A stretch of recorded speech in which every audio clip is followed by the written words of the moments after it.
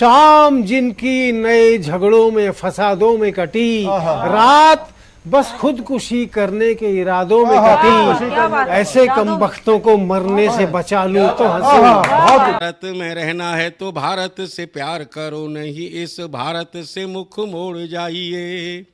जिस मुल्क के रिवाज रीति नीति हो पसंद, उस मुल्क से ही नेज नाता जोड़ जाइए। एक राजा ने मांग भरी फिर मेरा मस्तक फोड़ दिया। एक राजा ने मांग भरी फिर मेरा मस्तक फोड़ दिया। 5 साल वाला गठबंधन 10 महीने में तोड़ दिया। सुलझा विवाद श्री राम जन्मभूमि वाला, बन रहा मंदिर है जय सिया राम की। नाच नर नारी झूम धरती को चूम चूम, देवगण बोले जय जय अयोध्या धाम की। तुमने गोकुल की गोपियों से अगर क्या बात है। प्रेम का व्याकरण पढ़ा, फर्क नहीं होता है राजा और भिखारी में, दोनों की सांसें काटी हैं समय की तेज कटारी ने। भारत के नौजवानों भारती पुकारती है, भेदभाव छोड़कर साथ साथ आइए। गाँव पे लगी है फिर भारती की लाज, आज सिंहनाद कर सोए राष्ट्र को जगाइए। दोस्तों नमस्कार, मैं डॉक्टर प्रवीण शुक्ल आपको प्रणाम करता हूं। सतमौला कवियों की चौपाल में आपका हार्दिक स्वागत करता हूं। अभी मैं तेरे बच्चे का बाप बनने वाला हूँ, ये देख। ओ फुद्दू, एक गैस से भरा गुब्बारा अपनी माँ को दिखाइयो। लाइफ में कुछ बातों का बचना बहुत मुश्किल, और जब हो साथ सतमौला और उसका चटपटा टेस्ट, तो हर चीज बचेगी आसानी से। Satmaula celebrates the release of Fukrey 3 in theatres near you. CM साहब, हमारे 30 विधायक अपोजिशन पार्टी में चले गए, अब आप सीएम नहीं रहे। सतमौला तो अब नया सीएम कौन बन रहा है? चल सतमौला खाओ, कुछ भी बचाओ।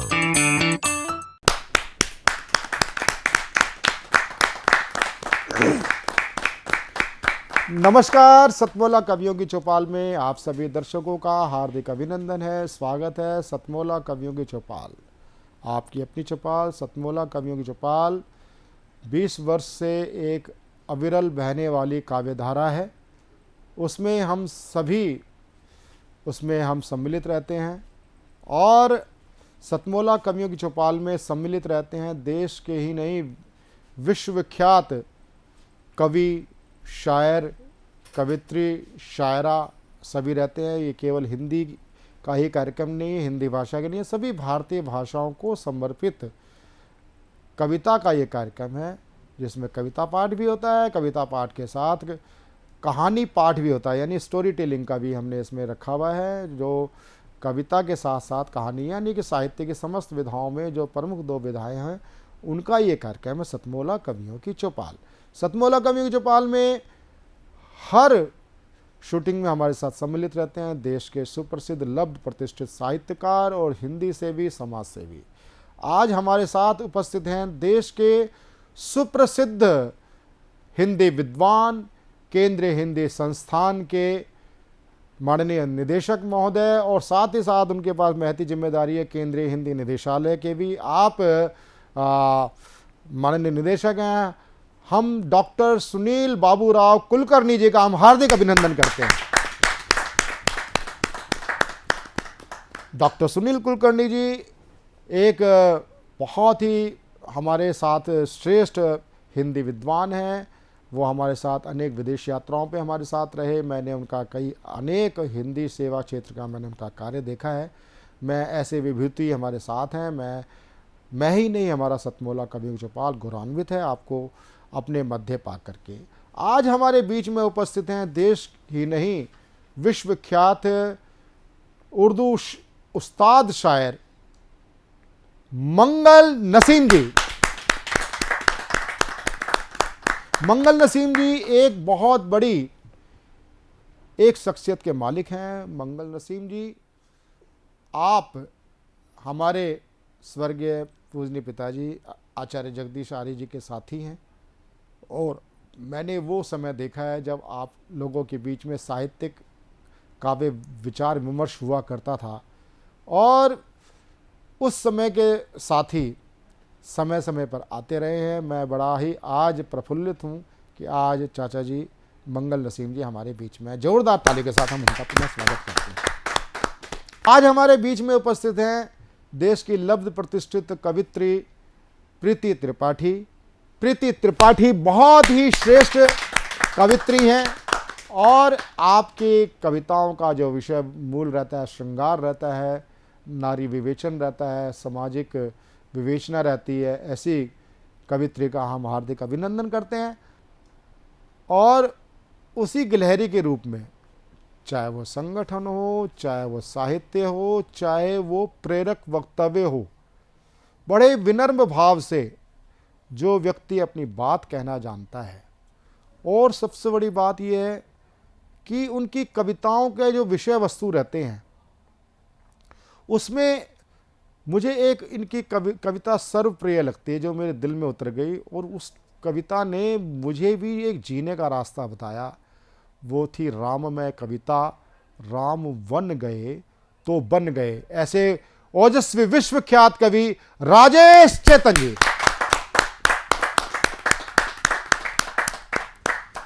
हमारे बीच में एक ऐसा भी कवि है जो कवि, एक राजेश जी इस बात को जानते हैं, प्रीति भी जानती हैं इस बात को कि कविता लेखन और प्रस्तुतिकरण दोनों विषय अलग हैं। बहुत बड़े एक से एक श्रेष्ठ गीतकार कवि हुए हैं लेकिन वो प्रस्तोता नहीं थे। वो केवल साहित्य में एक अंकित है, उनकी पाठ्य पुस्तक हम पढ़ते हैं, लेकिन कभी आपने कोई बहुत कम लोग होते हैं जो प्रस्तोता भी अच्छे होते हैं और कवि भी अच्छे होते हैं, जैसे कुमार विश्वास, राजेश चेतन जी, गजेंद्र सोलंकी जी। उसी श्रेणी में एक मेरे कवि बंधु हैं जो अभिनेता भी हैं। आप फिल्म अभिनेता हैं, टीवी अभिनेता हैं। आप लापतागंज एक सीरियल आया करता था, उसमें आप मंत्री जी का पात्र अभिनीत किया करते थे, बहुत चर्चित है।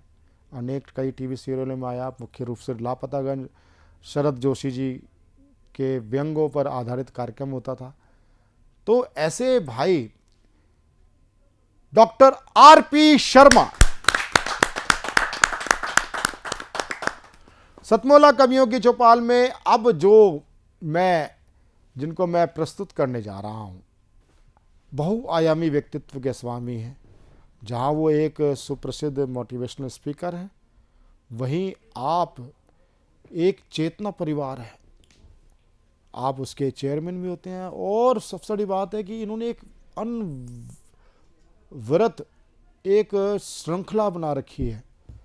प्रत्येक महीने एक बहुत उच्च कोटि की एक संगोष्ठी होती है, उसमें एक से एक प्रेरक व्यक्ति आते हैं, चाहे वो अपने सुधांशु त्रिवेदी जी हों, चाहे डॉक्टर मुरली मनोहर जोशी हों, चाहे वो सुधांशु त्रिवेदी जी हों, चाहे डॉक्टर मुरली मनोहर जोशी हों, चाहे डॉक्टर सुब्रमण्यम स्वामी हों, और मंगल नसीम जी भी संस्कार भारती साहित्य विधा के आप अध्यक्ष रहे हैं, शायद राजेश चेतन जी के कार्यकाल में, पूर्व के कार्यकाल में। तो ऐसे व्यक्तित्व जो राजेश चेतन हमारे साथ हो। राजेश चेतन जी ने जब राम फिर कविता पिछले एपिसोड में की, उसको सुन करके मेरा भी मन होता है मैं इस कविता को मैं बाद में रखूँगा, क्योंकि फिर कवि का जो मन होता है वो बहुत बहुत जल्दी कहीं एक स्टेप से दूसरे स्टेप तक जाता है। मैं अगले स्टेप तक ना जाने दूं, उस भाव के साथ मैं राजेश चेतन जी को पुनः आमंत्रित करता हूं जोरदार ताली के साथ एक सार्थक कविता के लिए। देखिए मित्रों, भारत बदल रहा है और अभी मैं अमेरिका में था तो मैंने जो देखा, मैं एक होटल में गया तो होटल की दीवार पे बड़ा सा चित्र था राधा कृष्ण का। मैंने होटल के मालिक से पूछा ये अमेरिका है कि वृंदावन है? तो बोले चेतन जी ये अमेरिका है। मैंने अमेरिका के किसी होटल की दीवार पे ठाकुर का चित्र कैसे लगा दिया? उत्तर बड़ा मज़ेदार दिया उसने कहा चेतन जी जहाँ भी जाओगे ऐसा ही मिलेगा। मैंने ऐसा क्या कर दिया भाई? तो उत्तर बड़ा अच्छा दिया उसने, बोला अमेरिका के 70% होटल हिंदुस्तानियों ने खरीद लिए। बहुत अच्छे, बहुत अच्छे। तो मेरे दिमाग ने काम करना शुरू किया। मैंने कहा जब होटल अपने हो गए हैं तो फिर मंजिल दूर नहीं है। जैसा खाए अन्न वैसा बने मन। तो मैंने कहा अमेरिका की कुल आबादी 30 करोड़, उसमें से 30 लाख हिंदुस्तानी पहुंच चुके हैं। और अब तो यह है कि अमेरिका के अंदर vice president Kamala Harris Indian एक है। भारत की बेटी है। आज 5 लाख डॉक्टर हैं अमेरिका में, 5 लाख। आज भारत के 36% वैज्ञानिक नासा में हिंदुस्तान के हैं, यूएस की बात कर रहा हूं। तो भारत का एक बड़ा डायस्पोरा यूएस में है। और इसके बाद जो घटना घटी, यूके, ब्रिटेन, जिसने भारत के ऊपर 200 साल राज किया, वहाँ का प्रधानमंत्री हिंदू जब ऋषि सुनक हो जाए, एक सनातन धर्म का भारत का बेटा हो जाए, तब इसका मतलब भारत की ख्याति, भारत बदल रहा है। कुछ पंक्तियां सुन लीजिएगा। विश्व जीतने वाला घोड़ा हमने ही तो छोड़ा है, विश्व जीतने वाला घोड़ा हमने ही तो छोड़ा है, परमाणु से हमने जग को मैत्री युग से जोड़ा है, अमेरिका भी हमको अपने घर पर आज बुलाता है, चीन हमारे घर पर आकर समझौता कर जाता है, अपने डॉक्टर वैज्ञानिक तो दुनिया भर में छाए हैं, कंप्यूटर में हमने जग में कीर्तिमान बनाए हैं, और विश्व जीतकर जिस दिन भारतवासी घर पर आएंगे, अश्वमेध यज्ञ पूर्ण होगा, गीत खुशी के गाएंगे, उस दिन अपने भारत भू पर नई दिवाली आएगी, उस दिन भारत माता जग में वंदनिया कहलाएगी। मैं उस दिन के इंतजार में दीपक रोज जलाता हूँ, कब आएंगे राम लौट कर, घर घर अलग जगाता हूँ, राम लखन तुम नव भारत के जग को ये बतलाना है, और भारत के गौरव का झंडा दुनिया पर लहरा। बहुत अच्छे, बहुत अच्छे, बहुत अच्छे, बहुत अच्छे, बहुत अच्छे। सतमुला कवियों की चौपाल में एक ऐसे मैं शायर को प्रस्तुत करने जा रहा हूं कि जहां कभी हम राजगोपाल सिंह जी को सुनते थे, एक गेयता की दृष्टि से उनके गीत और शायरी, और एक तहत और गांभीर्य और सोचने में मजबूर करने वाले उसी समय के साथी आज हमारे बीच में उपस्थित हैं, उस्ताद शायर मंगल नसीम जी। कई अनेक शेर हैं इनके। एक शेर मुझे ध्यान आता है कि गांव के तालाब में तैरती चोटी दिखाई दी। मुझे उस्ताद शायर मंगल नसीम जी की एक पंक्ति आज भी मेरे कहीं ना कहीं अवचेतन पर छपी हुई है कि गांव के तालाब में चुटिया तैरती दिखाई दी। वो बेटी के दर्द को कहीं बेटी के दर्द को की वेदना उन्होंने गिलहरी की धारियों पर देखा। और इस उस्ताद शायर के लिए तो मैं अपने पिताजी की 2 पंक्तियां ही मुझे एक अच्छी लगेंगी आमंत्रण के लिए। कहूँ क्या किस तरह से जिंदगी को जी लिया मैंने, कहूँ क्या किस तरह से जिंदगी को जी लिया मैंने, चुभन सुई घुटन धागा लबों को सी लिया मैंने, लबों को सी लिया। मतलब अर्ज करता हूं, जल रहे हैं बामोदर, आप कुछ तो बोलिए। बाम माने छत, दर माने दरवाजे। जल रहे हैं बामोदर, आप कुछ तो बोलिए, फूक रहे हैं घर के घर, आप कुछ तो वाह वाह वाह।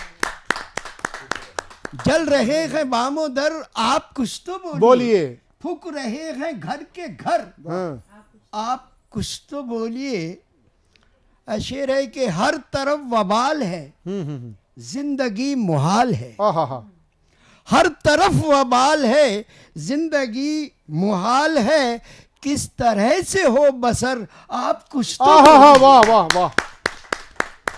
हर तरफ वबाल है, जिंदगी मुहाल है, किस तरह से हो बसर, आप कुछ तो बोलिए। और ये शेर देखिएगा कि मजहबों के नाम पर रंजिशें अदावतें, मजहबों के नाम पर रंजिशें अदावतें, कुछ इधर है कुछ उधर, आप कुछ तो बोलिए। बहुत अच्छा, बहुत अच्छा। बहुत अच्छा, बहुत। मजहबों के नाम पर रंजिशें अदावतें कुछ इधर हैं कुछ उधर, आप कुछ तो बोलिए। और ये शेर के हम ही कम नसीब हैं या है वक्त बरखिलाफ। हम ही कम नसीब हैं या है वक्त बरखिलाफ, या दुआ में है कसर, आप कुछ तो। बहुत अच्छा, बहुत अच्छा, बहुत अच्छा, बहुत अच्छा। हम ही कम नसीब हैं या है वक्त बरखिलाफ, या दुआ में है कसर, वाह वाह, आप कुछ तो बोलिए। और आखिरी शेर के सब बड़ी उम्मीद से देखते हैं आपको, सब बड़ी उम्मीद से देखते हैं आपको, हर नजर है आप पर, आप कुछ तो। बहुत अच्छा, बहुत अच्छा, बहुत अच्छा, बहुत अच्छा, बहुत अच्छा। हर नजर है आप पर, आप कुछ तो बोलिए। जल रहे हैं बामोदर, आप कुछ तो बोलिए। फूक रहे हैं घर के घर, आप कुछ तो बोलिए। बहुत बहुत शुक्रिया। ये थे हमारे उस्ताद साहब चाचा मंगल नसीम जी। मंगल नसीम जी की आपने शायरी देखी और अनुभव की होगी। अब मैं एक व्यक्तित्व की स्वामिनी, एक कवित्री जिसकी मुख्य विधा श्रृंगार है, श्रृंगार के साथ साथ नारी विवेचन और सामाजिक परिवेश पे बहुत सुंदर लिखती हैं। और उनके लिए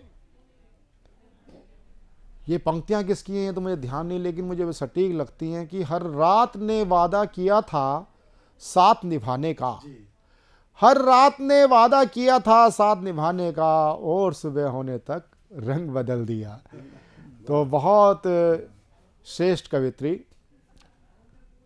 प्रीति त्रिपाठी, जरा जोरदार तालियों के साथ हम उनका स्वागत करते हैं। बहुत बहुत आभार प्रवीण जी।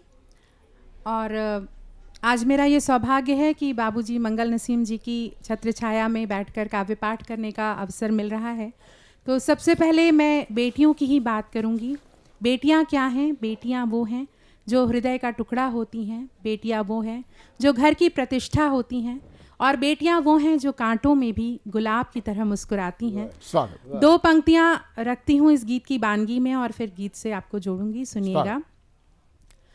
माँ बाबा की आत्मा जाए बसी परदेस, माँ बाबा की आत्मा जाए बसी परदेस,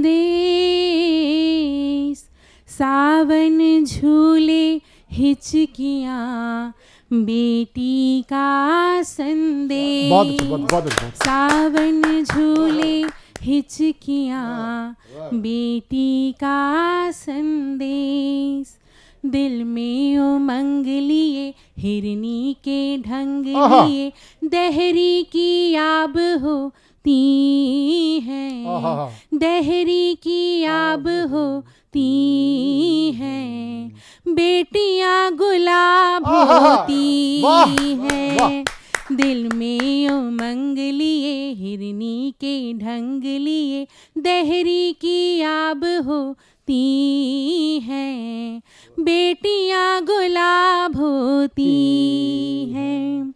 बाबा को परसा है घी वाला खाना, भैया को भी लाड़ करता जमाना, तुमको पराए ही घर तो है जाना, हर ताने से भी है नाता निभाना, सदियों का भार लिए मानस का सार लिए, मैया का ख्वाब होती है, मैया का ख्वाब होती है, बेटियां गुलाब होती हैं, दिल में उमंग लिए हिरनी के ढंग लिए, दहरी की आब होती हैं, बेटियां गुलाब होती हैं। और बेटियां क्या करती हैं जीवन भर, सुनिएगा।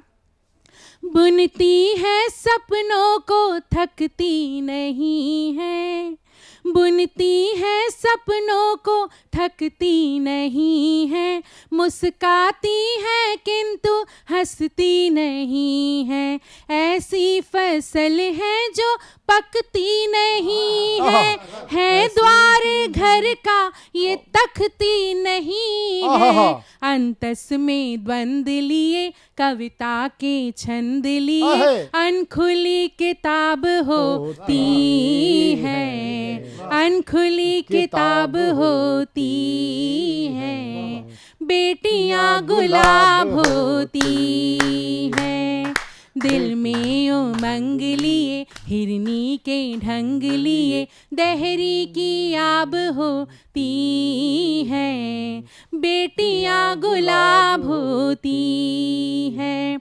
और गीत का अंतिम बंद रखती हूँ कि कैसे बीतता है जीवन बेटियों का।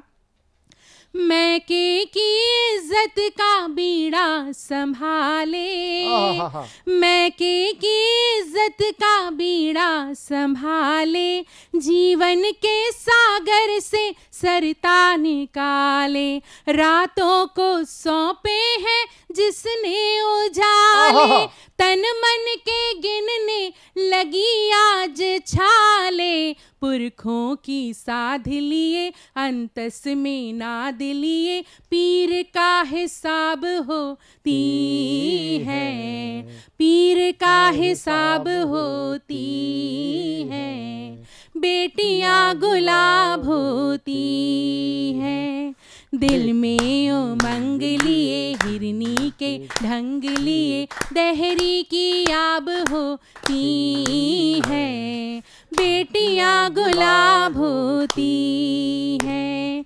बेटियां गुलाब होती हैं।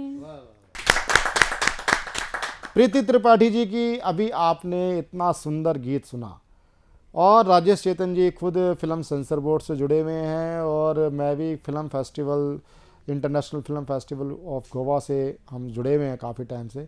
और यदि ये बात, ये गीत सुनिश्चित तौर पे हम प्रयास करें, और ये हम अपने टीवी शो पे भी जब फिल्म से जुड़े हुए लोगों को बुलाते हैं, उसका कारण भी ये होता है कि आपके माध्यम से कहीं ना कहीं ये गीत वायरल हो और वायरस हो।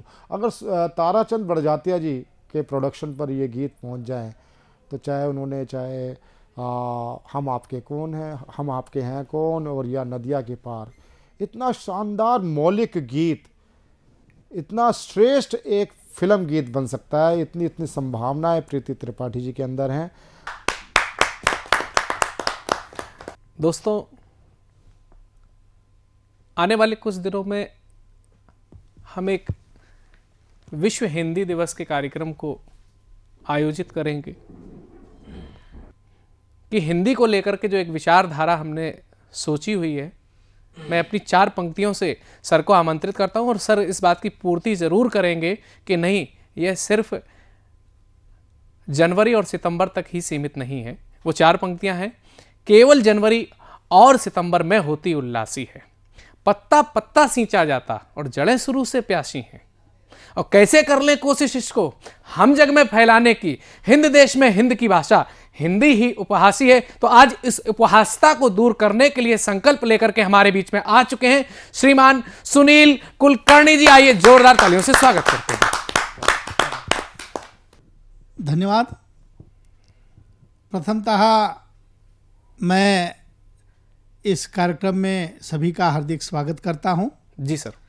सतमौला कवियों की चौपाल, जो एक बहुत ही आदर्शवत और न केवल प्रशंसनीय बल्कि आदर्श का द्योतक ऐसा कार्यक्रम विगत 19 वर्षों से लगातार निरंतर रूप से कार्यक्रम चल रहा है।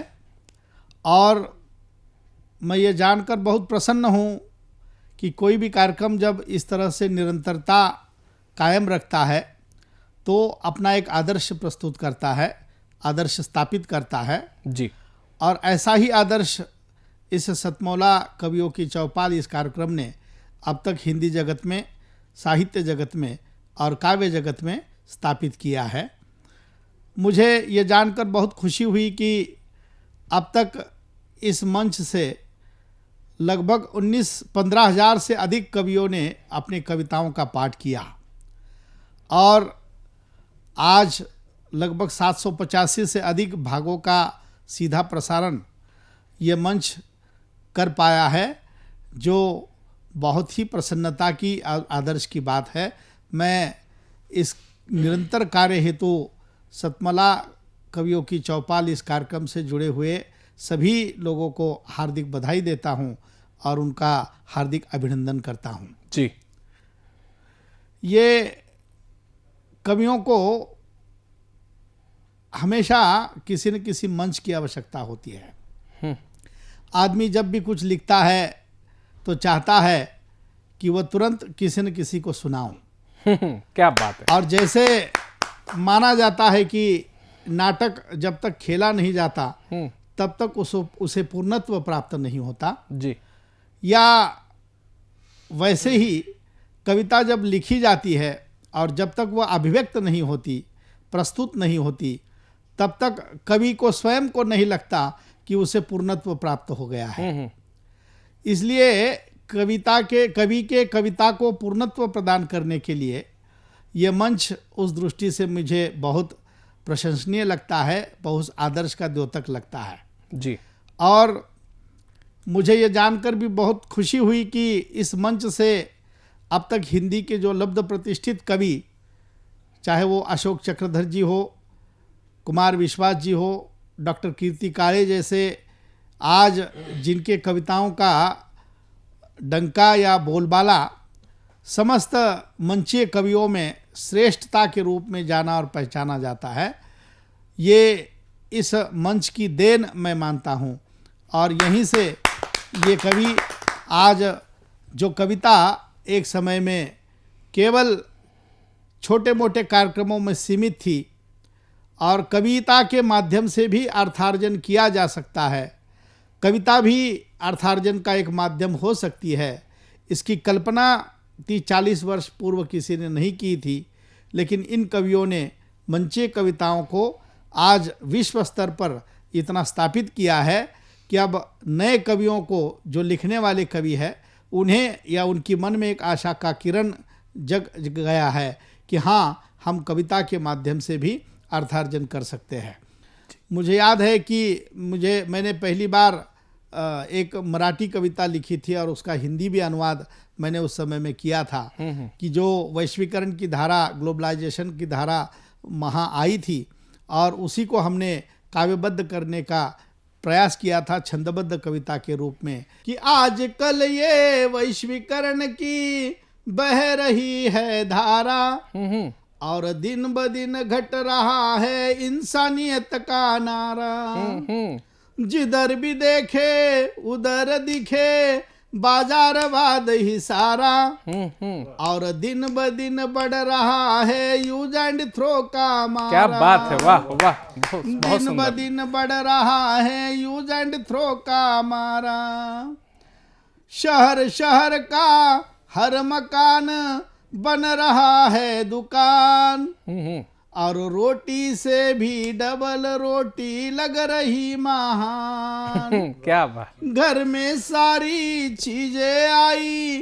फिर भी लग रही है कम, घर में सारी चीजें आई फिर भी लग रही है कम और निरुपयोगी बूढ़े सारे जा रहे आश्रम। क्या बात। बरसात के ना होने पर बढ़ रहा है गम, अरे बरसात के ना होने पर बढ़ रहा है गम, जब लूट लिया साहूकारों ने तो किसान तोड़ रहा है दम। बहुत सुंदर, बहुत सुंदर। घर में सारी चीजें आई फिर भी लग रही है कम, जब लूट लिया साहूकारों ने तो किसान तोड़ रहा है दम।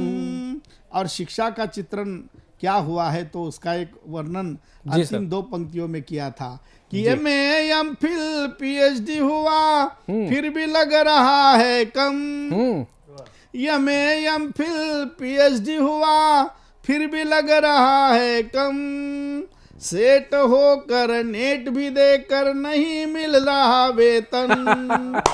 तो ये कविता का यथार्थ है कि जो आधुनिक शिक्षा जगत की यथार्थ स्थिति को हमारे सामने व्यक्त करता है और इस वैश्वीकरण के प्रभाव से कैसे समाज में परिवर्तन हो रहे हैं उसका चित्र खींचता है। मित्रों, मुझे ये लगता है कि कविता मात्र स्वांत सुखाए नहीं लिखी जाती है, तो कविता समाज का पथदर्शन का भी काम करती है। समाज के सामने एक जब भी समस्या का अंबार खड़ा हो जाता है उससे उभरने के उपाय भी कविता आपको देती है। और इस दृष्टि से मैं इस सतमाला कवियों की चौपाल को अत्यंत महत्वपूर्ण मानता हूँ कि ऐसे असंख्य प्रतिभाओं को उजागर करने की कोशिश जो है वो मंच के माध्यम से हुई है। इसलिए ये मंच बधाई का पात्र है। मैं मन से उन्हें साधुवाद देता हूँ और इसी तरह से ये परंपरा अव्याहत रूप से निरंतर चलती रहे, ऐसी ही कामना करते हुए अपनी वाणी को पूर्ण विराम देता हूँ। धन्यवाद। जय हिंद, जय हिंदी।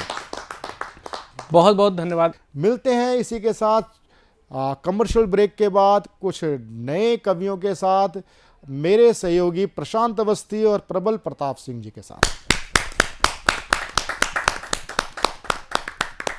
मैं तेरे बच्चे का बाप बनने वाला हूँ, ये देख।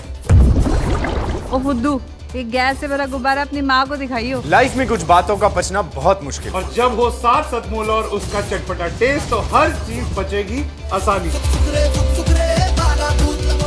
Satmola celebrates the release of Fukre 3 in theaters near you. जितना जी में आए खाओ, बस खाते ही खाते जाओ। डरने की क्या बात है जब सतमोला साथ है। टेस्ट है इसका सबसे निराला, हर दिल पर जादू कर डाला। स्वाद स्वाद में जमकर खाया, सतमोला ने खूब बचाया। खाने से गलता है क्या? सतमोला। आइए, अंतराल के बाद में एक बार आपका फिर से स्वागत है आपके अपने मनपसंद प्रोग्राम सतमोला कवियों की चौपाल में। और आइए, ऐसे ही सांस्कृतिक गौरव से अभिभूत भारत की संस्कृति रही है हमेशा से, यत् नरस्तु पूज्यन्ते रमन्ते तत्र देवता। तो एक ऐसी नारी शक्ति को जो कि बेटियों पर कविता लेकर के हमारे बीच में आ रही है, मैं चाहता हूं कि ऐसी बेटियों की विभिन्न बिंदुओं की लता को समेटे हुए ब्रजलता शर्मा जी आए पौड़ी गढ़वाल से हम सबके बीच में एक जोरदार तालियों से। साधना टीवी चैनल पर मुझे कविता प्रस्तुत करने का सुअवसर प्राप्त हुआ। सबसे पहले मैं माँ शारदे के चरणों में श्रद्धा के सुमन समर्पित करती हूँ जी, और माँ के चरणों में बारंबार नमन करती हूँ। स्वागत है। मेरे बराबर में बैठे मेरे भाई, बड़े भाई रवि और छोटे भाई, सभी को मैं आदर सम्मान के साथ उनको प्रणाम करती हूँ जी, और सभी श्रोताओं को साधुवाद जी। हे श्वेत वर्णी माँ, तुझे नमन करूं बारंबार। हे श्वेत वर्णी माँ, तुझे नमन करूं बारंबार। हूँ अल्प ज्ञानी माँ, तेरी कृपा चाहूँ बारंबार माँ। कविता शुरू करने से पहले मैं कुछ कहना चाहूँगी। स्वागत है। कि चेतना ही जीवन है, जीवन ही समाज है, समाज ही साहित्य है और साहित्य ही सत्य है।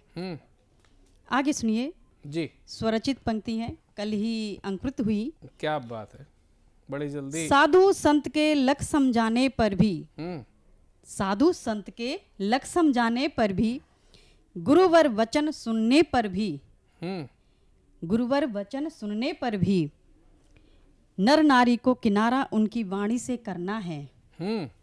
किनारा उनकी वाणी से करना है जी। अपनी धुन में चलते ही जाना है, बाद में क्यों फिर पछताना है।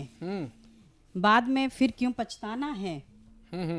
आप पढ़िए। दीप सिकासा तू जलता, दीप सिकासा तू जलता, उत्थान का पतन तू ही करता। तिमिर भी उसमें तू फैलाता, सुखद जीवन की खोज में मारा मारा तू फिरता। मैं सीधे अपने शीर्षक पर आती हूँ जी। स्वागत मेरा है। शीर्षक है बेटियां। माँ के हृदय का भाव समझती हैं बेटियाँ, माँ के हृदय का भाव समझती हैं बेटियाँ। फूल की मुस्कान चांद की चांदनी है बेटियाँ, फूल की मुस्कान चांद की चांदनी है बेटियाँ। बिल्कुल सही कहा। माँ की लाडली सास की दुलारी होती हैं बेटियाँ। रिश्तों की नदियों में स्नेह उड़ेलती हैं बेटियाँ। संसार के सागर में अनमोल रतन है बेटियाँ। रिश्तों को प्रीत के धागे से बांधे रखती हैं बेटियाँ। जी। रिश्तों को प्रीत के धागे से बांधे रखती हैं बेटियाँ। पिता के आंगन को महकाती हैं बेटियाँ।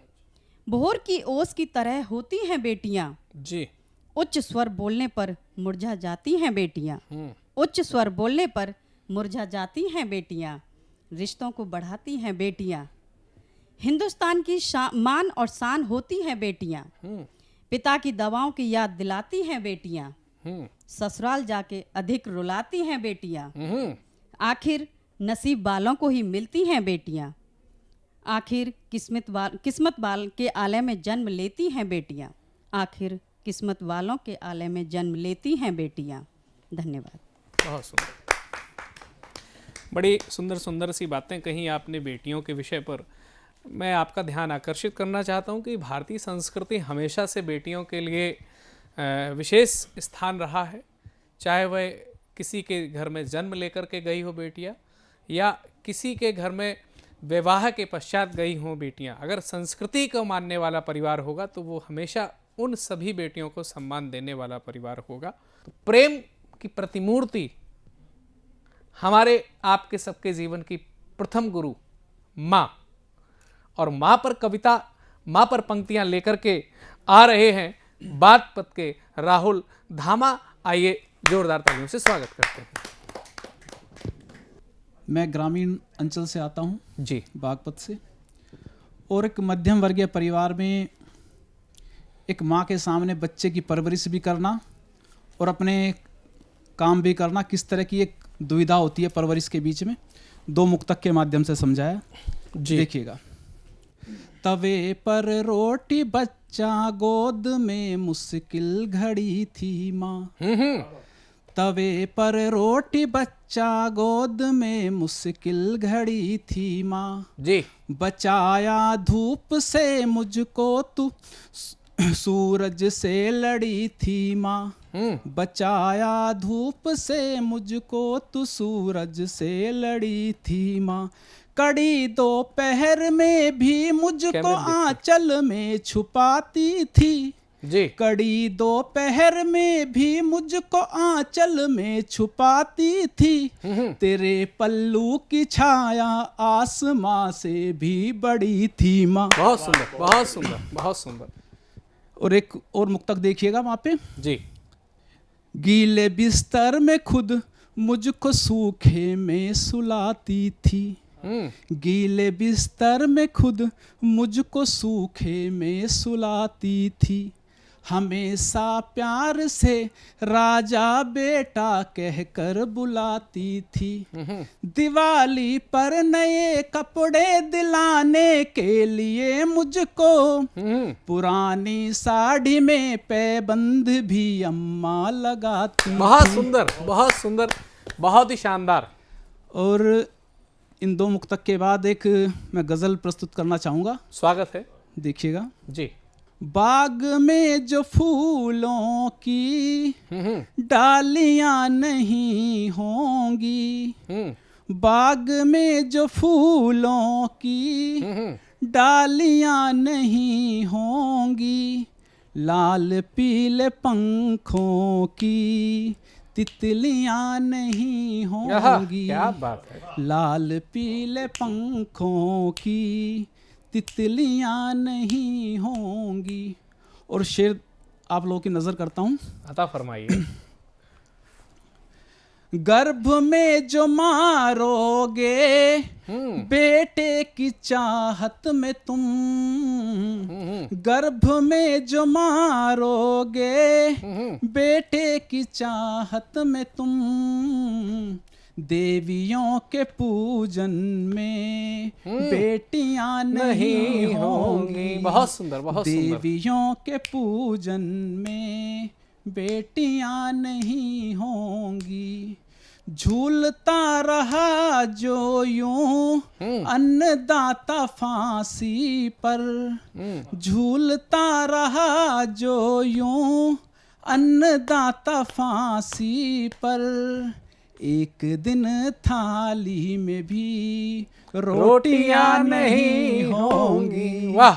एक दिन थाली में भी रोटियां नहीं होंगी, साफ आसमां होगा महकती हवा होगी, साफ आसमां होगा महकती हवा होगी, जब काले धुएं की चिमनियां नहीं होंगी, जब काले धुएं की चिमनियां नहीं होंगी, रोशनी सितारों की कैसे देख पाओगे, रोशनी सितारों की कैसे देख पाओगे, जब तलक मकानों में खिड़कियां नहीं होंगी, जब तलक मकानों में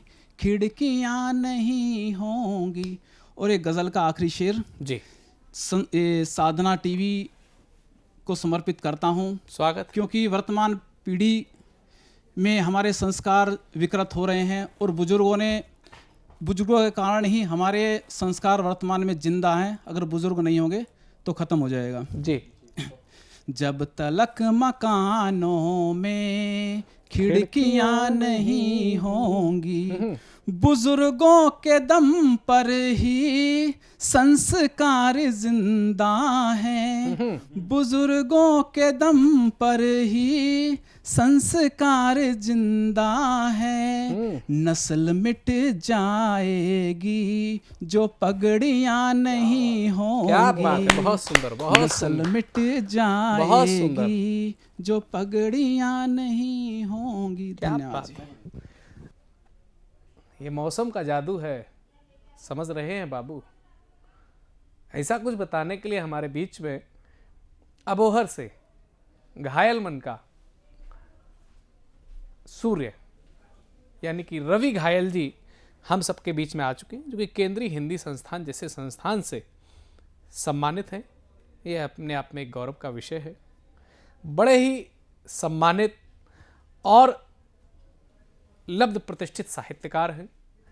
मैं उनको बुलाना चाहता हूं आप सबकी जोरदार तालियों के माध्यम से। मैं अपनों से दूर बहुत दूर निकल आया जी। जो अपने अपने होकर भी अपने ना हो, उन अपनों में अपनापन कैसे ढूंढूं। अब तो यूं लगता है मैं से भी मेरा नाता टूट सा गया है। मैं खुद भी अपना नहीं रहा हूँ। मुझ में से कोई मुझको निकाल ले गया है। केवल लाश लिए फिरता हूँ, केवल लाश लिए फिरता हूँ। अब मैं अपनी मुख्य कविता की ओर आता हूँ। बसंत का मौसम। जी। बसंत का मौसम है और बागों में बहार है। यौवन की मदमस्त आंखों में खुमार है। फूलों के चेहरे पे मुस्कुराहट आई है। किसी देव कन्या ने ज्यों ली अंगड़ाई। हाय हाय, बहुत सुंदर। ठंडी समीर से पत्ते जो हिलते हैं, लगता है ऐसे जो बिछड़े दिल मिलते हैं। टकराती हैं टहनियाँ आपस में ऐसे। टकराती हैं टहनियाँ आपस में ऐसे, मिलते हैं बिछड़े प्रेमी बरसों बाद जैसे।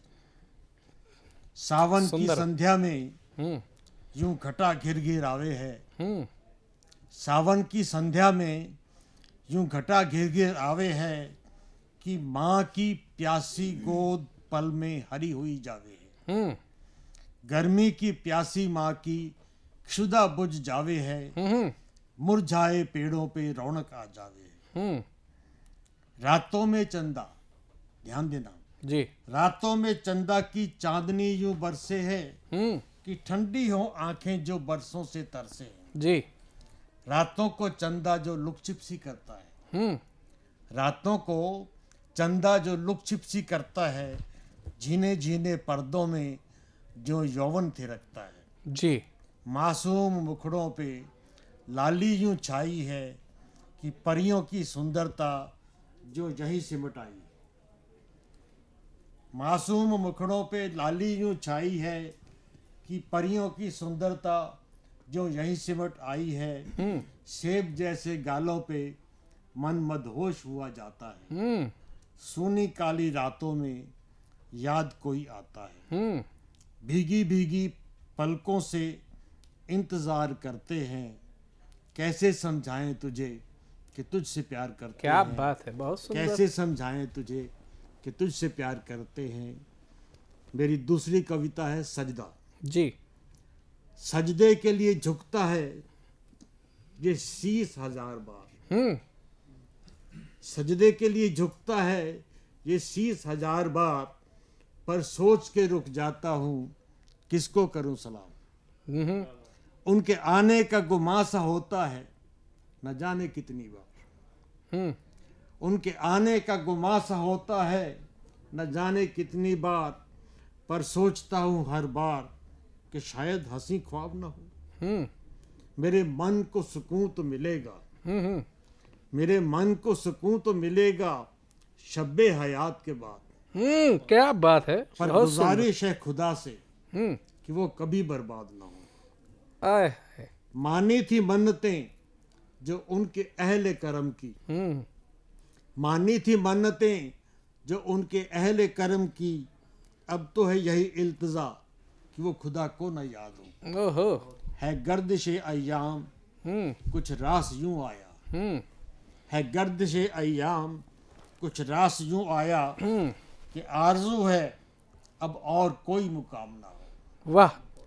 उम्मीदों की लाश पे है खड़ी जर्जरे जिंदगी, उम्मीदों की लाश पे है खड़ी जर्जरे जिंदगी, है कौन इसका वाली न मालूम कब रूह फना हो।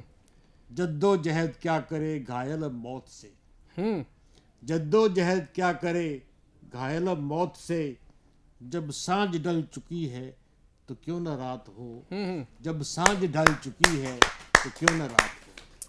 बहुत सुंदर आपने बात कही है, और जो आपने अपने अशार पेश किए, अपनी कविताएं पेश की, मैं समझता हूँ कि प्रेम में ही इतनी शक्ति है कि इस उम्र में भी रवि को घायल कर सकती है।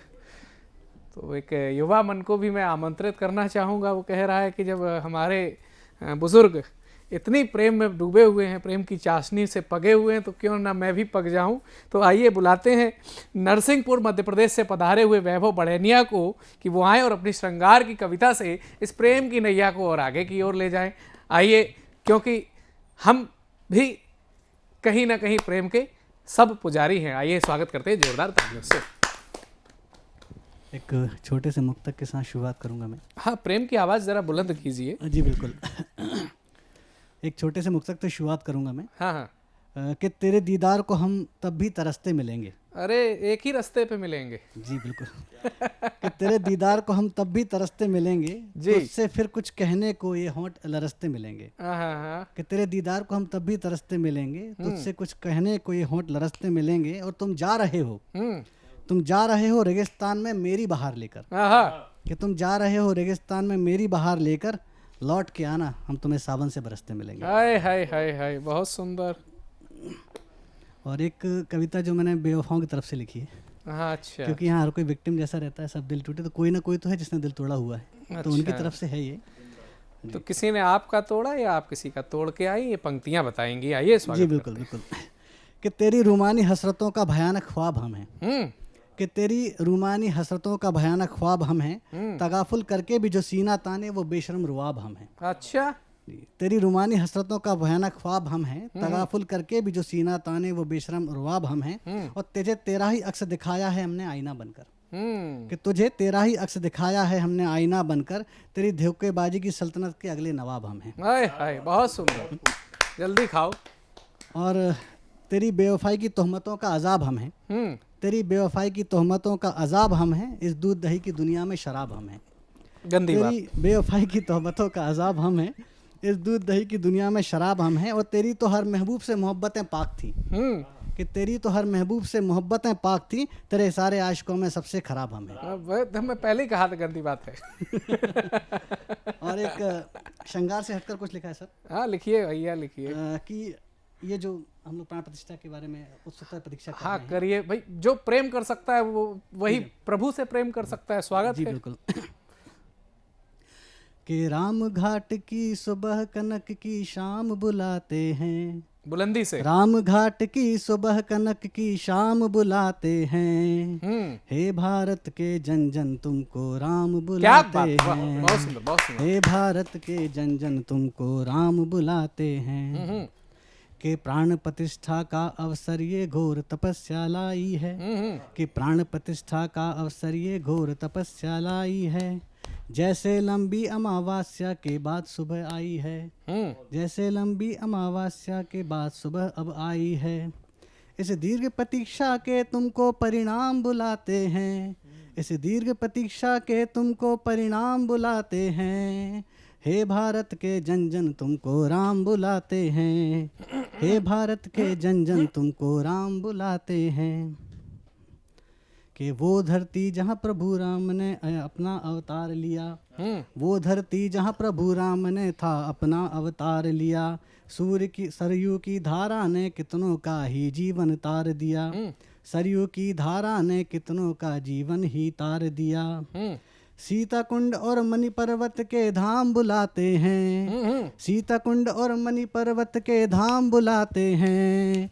हे भारत के जन जन तुमको राम बुलाते हैं, हे भारत के जन जन तुमको राम बुलाते हैं, कि शब्द पिता के राजपाट की इच्छा से तब बढ़कर थे, कि शब्द पिता के राजपाट की इच्छा से तब बढ़कर थे, आशुतोष और राम परस्पर श्रद्धा में भी तत्पर थे, आशुतोष और राम परस्पर श्रद्धा में भी तत्पर थे, भरत की भक्ति रावण से संग्राम बुलाते हैं, भरत की भक्ति रावण से संग्राम बुलाते हैं, हे भारत के जन जन तुमको राम बुलाते हैं। एक अंतिम हाँ स्वागत है, स्वागत है। कि ये कोई व्यक्तित्व नहीं श्री राम हमारे प्राण हैं, ये कोई व्यक्तित्व नहीं श्री राम हमारे प्राण हैं, किसी एक का नहीं अयोध्या सबका ही सम्मान है, किसी एक का नहीं अयोध्या सबका ही सम्मान है, जो अर्जित हैं किए पुण्य के काम बुलाते हैं, जो अर्जित हैं किए पुण्य के काम बुलाते हैं, हे भारत के जन जन तुमको राम बुलाते हैं, राम घाट की सुबह कनक की शाम बुलाते हैं, हे भारत के जन जन तुमको राम बुलाते हैं। जय श्री राम। बहुत सुंदर, बहुत सुंदर। भाई देखिए, ऐसे युवाओं के मन में जहाँ प्रेम की बातें आ रही हैं अच्छी बात है, लेकिन प्रेम के साथ में एक संग्राम की बातें आ रही हैं, प्रभु राम की बातें आ रही हैं, तो ये कहीं ना कहीं पूर्ण प्रेम के पुजारी बन रहे हैं, जो ना सिर्फ अपनी प्रेयसी को बल्कि इस देश की सांस्कृतिक प्रेयसी को भी जिंदा रखना चाहते हैं, इस देश की सांस्कृतिक गौरव को भी जिंदा रखना चाहते हैं। आइए बुलाते हैं गाजियाबाद से प्रेम, क्योंकि आपने एक बात और कही कि चांद की चांदनी होती हैं बेटियां, तो भाई आशिक मिजाज लड़के भी होते हैं, तो वो बेचारे एकदम कल्पना कर लिए कि हम चांद तो वो चांदनी। तो आपकी इसी मातृशक्ति के आदेश को पूरा करने के लिए हमारे बीच में त्याग से प्रेम की परिभाषा लिखने आ चुके हैं हिमांशु त्यागी जी गाजियाबाद से। आइए जोरदार तालियों से स्वागत करते हैं। साधना टीवी का हार्दिक धन्यवाद करता हूं भैया, आप सभी को धन्यवाद, मेरे बड़ों को चरणों में स्पर्श करता हूं। और क्योंकि सभी शायर बैठे हैं, कवि हैं, लिखने वाले बैठे हैं, तो उनकी शान में 4 लाइनें हैं कि लोग पूछते हैं कि शायर कौन होते हैं, तो मैंने लिखा कि लोगों को कहते अक्सर सुना है कि कोई किसी के बिना नहीं मरता है, कि लोगों को कहते अक्सर सुना है कोई किसी के बिना नहीं मरता है, तो झूठ कहते हैं जमाने वाले, कि झूठ कहते हैं जमाने वाले, तो ये मुर्दा कौन है जो शायरी करता है। बहुत सुंदर। और 4 लाइनें हैं कि उन्होंने पूछा कि हमारे जाने के बाद कौन लिखेगा, तो जवाब उत्तर हमने इस बात का दिया कि तेरे जाने के बाद भी मैं ही लिखूंगा। और तेरे जाने के बाद भी मैं ही लिखूंगा और मेरे जाने के बाद भी तू ही पढ़ेगी और तेरे घर में गूंजेंगी गजलें मेरी, तेरी आने वाली नस्लें मेरी किताबें पढ़ेंगी। बड़ा सुंदर भैया, प्रेम में भी ओज घुसेड़ रहे हैं भाई साहब, बहुत साधुवाद के पात्र हैं। धन्यवाद। शब्दावली वीर रस की है। हाँ हाँ बिल्कुल, जबरदस्ती प्यार करके मानेंगे जी। एक कविता लिखी थी कि कैसे एक लड़का लड़की कुछ पारिवारिक और सामाजिक समस्याओं के कारण अलग हो जाते हैं। हाँ। जिसमें कि हमारा परिवार हमारे इतिहास में लिखी गई काफी प्रेम कहानियों को आदर सत्कार के साथ उनका सम्मान करते हैं। तो उसी में एक प्रेम कहानी जो मैं बीच में लेके आया वो है कैप्टन विक्रम बत्रा और डिम्पल चीमा की। मुझे लगता है कि उन्हें जगह मिलनी चाहिए। सुंदर कविता है और सुंदर विचार भी है। कैप्टन विक्रम बत्रा को हम सिर्फ युद्ध और कारगिल के नाम से जानते हैं। मुझे लगता है कि उनका प्रेम का स्वरूप भी हमें देखना चाहिए। बिल्कुल बिल्कुल। तो शुरू करता हूँ कि कर लगे मेरे तेरे अंबर पर, अंबर में तड़ित करे गर्जन, फिर अंबर आए झूम झूम नूतन भावों का एक सृजन। क्या पावन प्रेम कथाओं से इतिहास के पन्ने कोरे हैं, हो राधा कृष्ण या गौरी शंकर, अरे मन इनके भी तो डोले हैं। कुछ प्रेम कथाएं हैं अपूर्ण, कुछ प्रेम कथाएं थी अपूर्ण, परिजन माने या ना माने लेकिन कुछ फिर भी परिपूर्ण। और हमारे इतिहासों में कुछ दुर्लभ प्रेम व्यथाएं हैं जो दुर्लभ हो करके भी खुद को सबल बनाए हैं। धन्यवाद। हम राधा कृष्ण गौरी शंकर को पढ़ पढ़कर बड़े हुए, तो बत्रा विक्रम डिम्पल चीमा को कैसे हम भूल गए। और कहकर उनकी एक टैगलाइन थी, वो हर विजय के बाद कहते थे दिल मांगे मोर। तो हम राधा कृष्ण गौरी शंकर को पढ़ पढ़कर बड़े हुए, बतरम विकराट डिम्पल चीमा को कैसे हम भूल गए और कहकर ये दिल मांगे मोर। एक पल भी ना ये सोचा डिम्पल का ख्याल रखेगा कौन। अरे देश प्रेम में जान गवा दी उस शूरवीर बलिदानी एकाकी ने, कथा प्रेम की अमर बना दी उस सपूत बेबाकी ने। अब उनकी छाया हम राही डिम्पल चीमा की व्यथा सुनो, कि सबला के सारे अर्थों का जिनके भीतर हुआ सृजन, कि सबला के सारे अर्थों का जिनके भीतर हुआ सृजन, अंतिम दर्शन वाले दिन अंबर का गर्जन शुरू हुआ। वाह।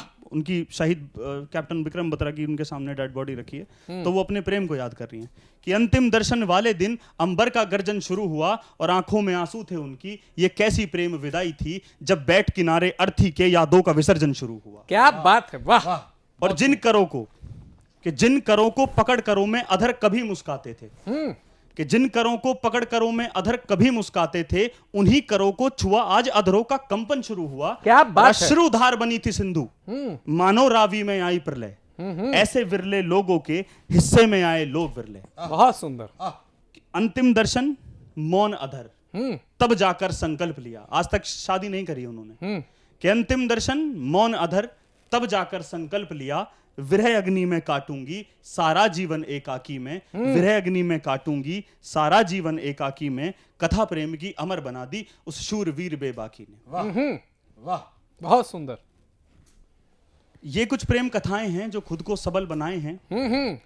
परिजन माने या ना माने अब क्या पड़ता है फर्क सजन, हम तो दे चुके वचन परिजन को, कैसे करें अब प्रेम सृजन। क्या बात है। तुम ही बोलो कैसे हो, तुम ही बोलो कैसे हो नूतन भावों का एक सृजन, तुम ही बोलो कैसे हो नूतन भावों का एक सृजन, अब कैसे मुमकिन हो के अंबर में तड़ित करे गर्जन, कर लगे मेरे तेरे अंबर पर अंबर में तड़ित करे गर्जन। बहुत ही शानदार कविता पढ़ी और मेरा ये मानना है इस कविता के बाद में कोई कविता नहीं रह जाती, सिर्फ एक ही बात रह जाती है और वो रह जाती है जो आपने कही विक्रम बत्रा की वही बात, ये दिल मांगे मोर और भारत माता की जय। ये होता है प्रेम। जब प्रेम में समर्पण होता है, श्रद्धा होती है और साथ ना रहते हुए भी आजीवन आजन्म 7 जन्मों तक भारतीय संस्कृति में साथ होता है। वह प्रेम नहीं है कि जब हम छोटे छोटे बातों पर लड़ झगड़ के अपने आप को एक पवित्र रिश्ते को कोर्ट कचहरी तक ले जाते हैं। अगर सीखना है तो भारत के ऐसे वीर सपूतों से, ऐसे प्रेम के उदाहरणों से सीखो कि जिन्होंने ना स्पर्श करके भी प्रेम किया, ना छूकर भी प्रेम किया, ना एक होकर भी प्रेम किया। दोस्तों, ये कार्यक्रम जैसे दिन प्रतिदिन आगे बढ़ रहा है, वैसे ही इस कार्यक्रम की झलकियां, कार्यक्रम का स्वरूप और भी रोशन होता जा रहा है। आप बिल्कुल मेरा इशारा सही समझे हैं। मैं बुलाना चाहता हूं दिल्ली के ही एक ऐसे कवि जिनका नाम है रोशन लाल जी। आइए स्वागत करते हैं उनका एक जोरदार तालियों से। बहुत बहुत धन्यवाद जी। मैं सतमोला कवियों की चौपाल के लिए धन्यवाद कहूँगा और साधना टीवी को भी, जिन्होंने हम नई कवियों को ये मौका दिया है। मेरी एक छोटी सी कविता है, खामोश है क्यों लहरें। तो लीजिए मैं शुरू करता हूँ। खामोश है क्यों लहरें, खामोश क्यों हैं लहरें, तूफानों से तो बात करो। अनजान शहर के हैं सारे, थोड़ा सा तो मुलाकात करो। बहुत सुंदर। देखती है रोज नजरें, देखती है रोज नजरें, कुछ तो अपने राज बयां करो। अच्छी नहीं है खामोशी तुम्हारी, अच्छी नहीं है खामोशी तुम्हारी, इस तरह से ना घुट घुट के रहा करो। वाह। खामोश है क्यों लहरें, तूफानों से बात करो। खुले आसमान के तले हो तुम भी, खुले आसमान के तले हो तुम भी, बाहर आया जाया करो। ये रंग बिरंगी है फिजा, थोड़ा सा तो आनंद इनका लिया करो। हुआ क्या जो कैद हो गए हैं, हुआ क्या जो कैद हो गए हैं, अफवाहों से ना डरा करो। छोड़ी है राह तो क्या हुआ, छोड़ी है राह तो क्या हुआ, मंजिल को रोज निहारा करो। बहुत सुंदर, बहुत सुंदर। खामोश है क्यों लहरें, तूफानों से बात किया करो। पर्दा गिरा, पर्दा गिरा और हवा चली, तरफ तो अपनी बयां करो। उठा दो पलकों को, उठा दो पलकों को, नजरों का इंतजार ना किया करो। बहुत सुंदर। खुला आसमान है, खुला आसमान है, मन को थोड़ा सा तो उड़ने दिया करो। दबी दबी सी चुभन है क्यों, दबी दबी सी चुभन है क्यों, अपनी जुबाएं दिल बयां किया करो। वाह। खामोश है क्यों लहरें, तूफानों से बात किया करो। अजब गजब की है दुनिया, अजब गजब की है दुनिया, अजब गजब की है दुनिया, खामोश ना रहा करो। इस उलझी भरी जिंदगी में, इस उलझी भरी जिंदगी में, यूं उलझ के ना रहा करो। क्या बात, बहुत सुंदर। उजालों की बाहर है, उजालों की बाहर है, अंधेरों में ना रहा करो। खुलकर हंस के जियो, जी हाँ खुशकर हंस के जियो, बूंदों की बारात में ना जाया करो, बूंदों की बारात में ना जाया करो। धन्यवाद दोस्तों। अब समय हो चुका है वीडियो सेगमेंट का, और वीडियो सेगमेंट में आज हमारे बीच में जो शिप्रा मिश्रा जी बेतिया से पधार रही हैं, मैं उनको आमंत्रित करता हूं। आप सबकी जोरदार तालियां। नमस्कार, मैं डॉक्टर शिप्रा मिश्रा सतमोला कवियों की चौपाल के समृद्ध मंच पर आज मैं पहली बार उपस्थित हूँ अपनी एक रचना के साथ। आपकी शुभकामनाओं की प्रतीक्षा रहेगी। कविता का शीर्षक है विश्वास। मुट्ठी भर कुछ पाने को सागर सा खोना पड़ता है, मुट्ठी भर कुछ पाने को सागर सा खोना पड़ता है, तब जाकर विश्वास पटल पर स्वप्न का रंग यूं चढ़ता है। मुट्ठी भर कुछ पाने को सागर सा खोना पड़ता है, तब जाकर विश्वास पटल पर स्वप्न का रंग यूं चढ़ता है। पत्थर को मूरत बनने में तपना जलना पड़ता है, पत्थर को मूरत बनने में तपना जलना पड़ता है। टूट टूट कर बिखर बिखर कर चूर चूर होना पड़ता है, तब जाकर विश्वास पटल पर स्वप्न का रंग यूं चढ़ता है, मुट्ठी भर कुछ पाने को सागर सा खोना पड़ता है। तिनका चुन चुन कर चिड़िया पेड़ों पर लाती है। तिनका चुन चुन कर चिड़िया पेड़ों पर लाती है। सुघर सजीले पंखों को नित आंधी में झुलसाती है। तब जाकर विश्वास पटल पर स्वप्न का रंग यूं चढ़ता है। मुट्ठी भर कुछ पाने को सागर सा खोना पड़ता है। जलती भट्ठी में तप तप कर लाल लाल दहकाती है। जलती भट्ठी में तप तप कर लाल लाल दहकाती है। बार बार की चोट हथौड़े को इस्पात बनाती है। बार बार की चोट हथौड़े की इस्पात बनाती है।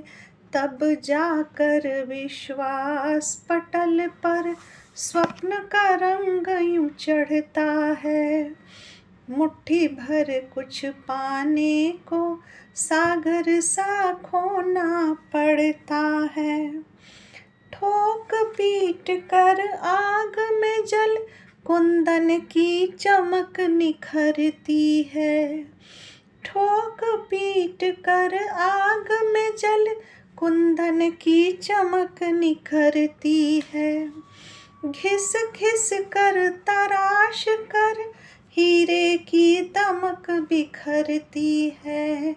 तब जाकर विश्वास पटल पर स्वप्न का रंग यूं चढ़ता है। मुट्ठी भर कुछ पाने को सागर सा खोना पड़ता है। सूरज के यूं नित जलने से अमिताभा छिटकता है। सूरज के नित जलने से यूं अमिताभा छिटकता है। लाल लाल अंगारों में थक अथक परिश्रम करता है।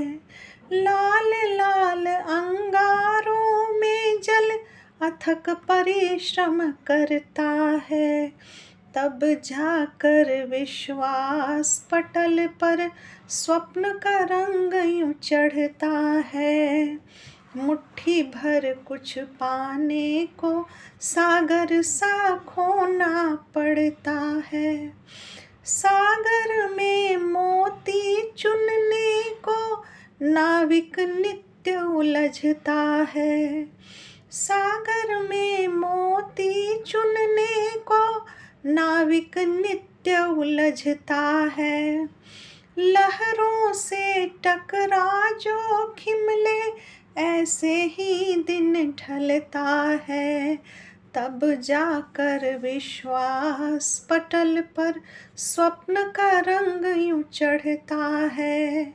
मुट्ठी भर कुछ पाने को सागर सा खोना पड़ता है। मुट्ठी भर कुछ पाने को सागर सा खोना पड़ता है। धन्यवाद। साथियों, मन तो नहीं हो रहा है इतनी सुंदर सुंदर महफिल सजाने के बाद में आपसे बिछड़ कर जाने का, लेकिन समय इजाजत नहीं दे रहा है और समय भी वादा कर रहा है कि अगली बार फिर आएंगे और इससे भी सुंदर सुंदर गीतों और नगमों को लेकर के आपका पूरा मनोरंजन करेंगे।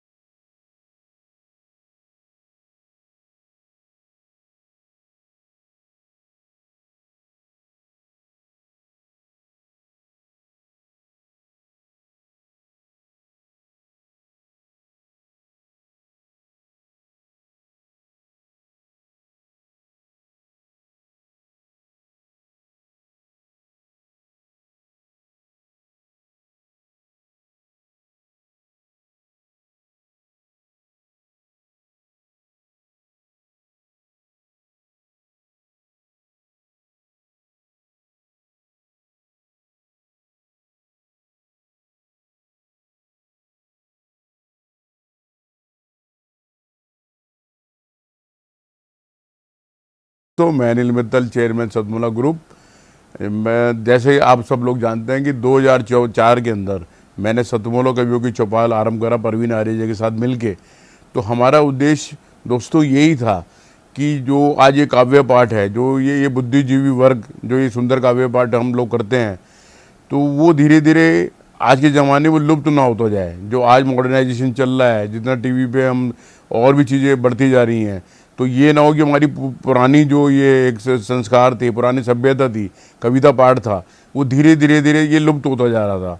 तो इसीलिए हम दोनों ने मिलकर 2004 के अंदर सतमोला की कवियों की चौपाल आरंभ करी, जिसके अंदर हम ऐसा प्लेटफॉर्म देते रहे हैं जिसके अंदर नए से नए कवि जो भी कवि काव्य पाठ है उसमें करना चाहे उसका स्वागत करते हैं। हम लोग उन्हें मौका देते हैं, नए नए कवियों को। और आप लोगों से यही निवेदन है कि जो भी चाहे आप पहली बार काव्य पाठ करते हैं तो आप सतमोला कवियों की चौपाल के प्लेटफॉर्म पर आएँ, आप लोगों का स्वागत है। उसके अंदर आप अपनी मौलिक कविताओं को सुनाएं, उनके अंदर जो भी कमी होगी तो हमारे पुराने जो एक्सपीरियंस कवि हैं वो उनको सुधारेंगे और आपको और इम्प्रूव करने की कोशिश करेंगे। आपसे निवेदन है कि सतमोला कवियों की चौपाल में आएँ और अपना काव्य पाठ करें। ये थी सतमोला कवियों की चौपाल। आज सतमोला कवियों की चौपाल में आपने देश के लब्ध प्रतिष्ठित कवियों को सुना और देखा।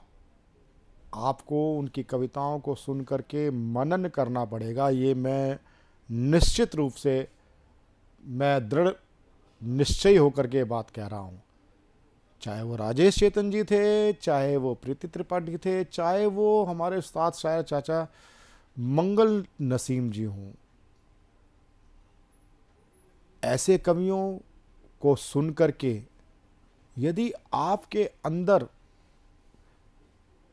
दिल में हलचल ना हो या आपके अवचेतन को उसने हिलाया ना हो तो इस कार्यक्रम को तैयार करना ही मैं व्यर्थ समझूंगा। निश्चित तौर पर मैं कहूँगा कि आपके अवचेतन में कहीं ना कहीं इन एपिसोड्स ने आपको दस्तक दी होगी। और यदि आप भी नवांकुर कवि हैं, आप कलम चलाना जानते हैं लेकिन आपको मंचों का अभाव है, आप टीवी तक आपकी पहुंच नहीं हो चुकी है, तो प्रथम सीढ़ी के रूप में सतमोला कवियों की चौपाल आपके सामने उपस्थित है। एक विश्वसनीय प्लेटफॉर्म। सतमोला कवियों की चौपाल में आप 5 वर्ष के सदस्य बने।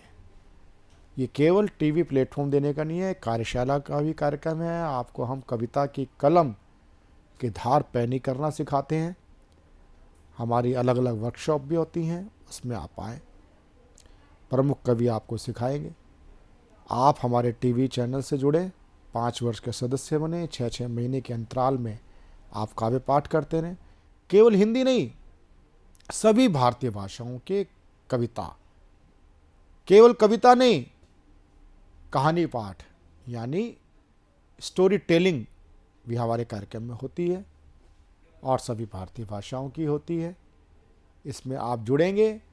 आप यदि हमारे साथ इन श्रेष्ठ कवि गुरुओं के साथ जुड़ना चाहते हैं हमारे शो के माध्यम से, तो टीवी स्क्रॉल पे चल रहा नंबर 9711828183 9711182183 पर आप हमें व्हाट्सएप कॉल कर सकते हैं, नॉर्मल कॉल कर सकते हैं, व्हाट्सएप मैसेज के द्वारा भी आप हमसे जुड़ सकते हैं। मैं नहीं तो मेरी टीम आपसे संवाद करेगी, आपके साथ बातचीत करके आपको सदस्य बनाएगी। तो मिलते हैं अगले रविवार और श्रेष्ठ कवियों के साथ, नवांकुरों के साथ सतमोला कवियों की चौपाल में।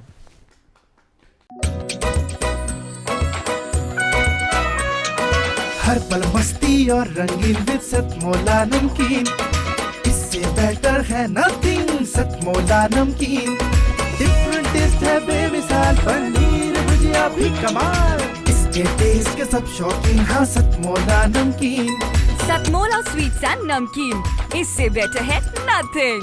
हाँ सतमोला नमकीन।